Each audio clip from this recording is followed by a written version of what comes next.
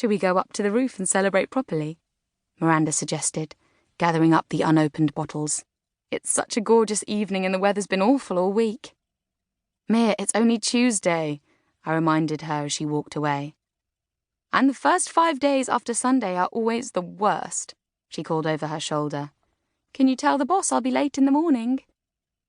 You just did, I replied, chasing after her.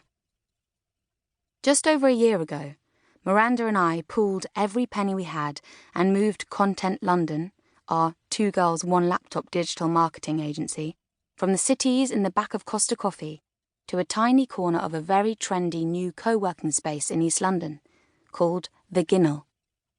The manager sold the building on stories of its history and character, a description that roughly translated to people used to get mugged outside but not anymore. Exactly the kind of place that would fascinate your father and worry your mother. Of course, that meant that after the cheap deal he used to lure us in expired, the rent was extortionate. But Miranda insisted it was worth it, for the location and the connections we could make, and because you never know who you were going to bump into at the barista station. Because, of course, there was a barista station. The best part of the entire building was the honest-to-goodness actual roof terrace. It wasn't fancy. We didn't have a bar or a sophisticated sound system or sexy lounging furniture. But we did have a load of waterproof beanbags, someone's second-hand settee, and the most beautiful view of the London skyline I had ever called my own. It was all very DIY chic, but I loved it. I'd even brought a few potted plants to hide the electrical boxes. Nothing I could do about the man across the road who liked to parade around naked of an evening, but Miranda assured me he added to the rooftop's character. A few months after moving to the Ginnel, we expanded our work family to make room for Brian, another of our oldest friends, who both happened to know his way around a website and was prepared to take a chance on a fledgling company. I still wasn't sure if it was because he had so much faith in me and Mir, or because we never complained about him rolling into work after 10 a.m. every morning. But either way, I wasn't going to complain. Our budgets were still tighter than a tight thing, but we were making it work, just about.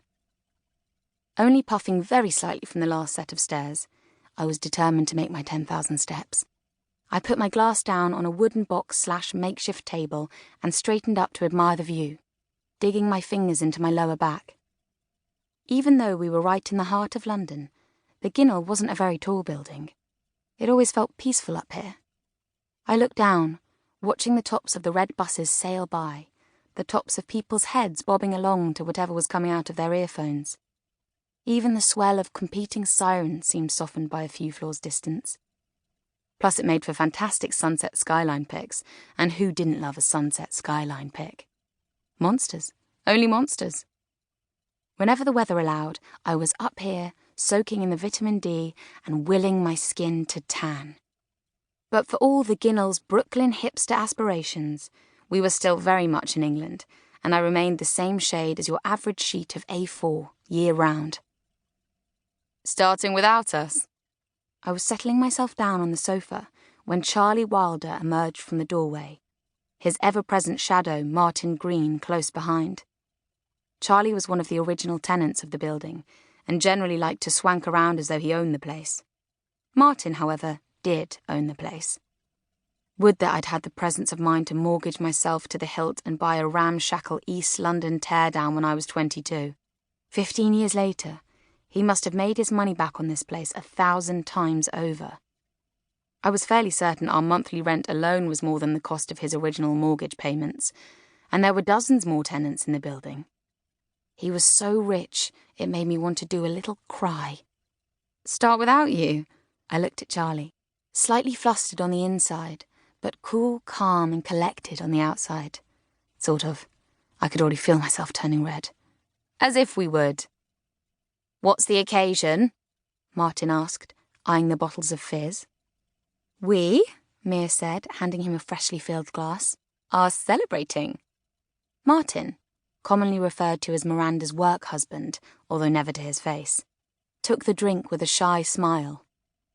Yes, he could be obnoxious, and yes, he wore one too many ironic t-shirts, but he was also too cute when it came to his very obvious crush on my friend. Celebrating what? Asked